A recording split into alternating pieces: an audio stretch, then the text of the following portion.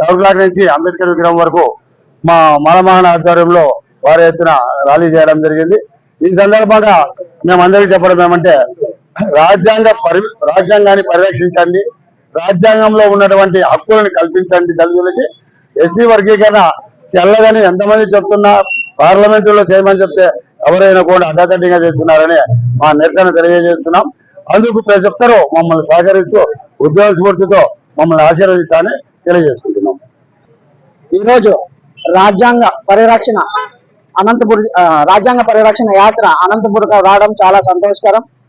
JAC అధ్యక్షుడు అశోక్ బావ అన్న గారికి ముందుగా కృతజ్ఞతలు చెప్పారు. ఎందుకంటే ఈ వర్గీకరణ విషయం తీసుకొని, వ్యతిరేక విషయం తీసుకొని కుప్పం నుంచి ఇచ్చాపురం నుంచి రాయలసీమ జిల్లాల మీదుగా అనంతపురంకి వచ్చి తిరుగుతున్నాడు. ఆయనకు ముందుగా కృతజ్ఞతలు చెప్తున్నాం. మా మాలమన్నాడు తరపున మేము మా కమిటీ తరపున అశోక్ బావ అన్నకి మద్దతు తెలియజేస్తూ యాత్రకు ముందుకు సాగిస్తున్నాం.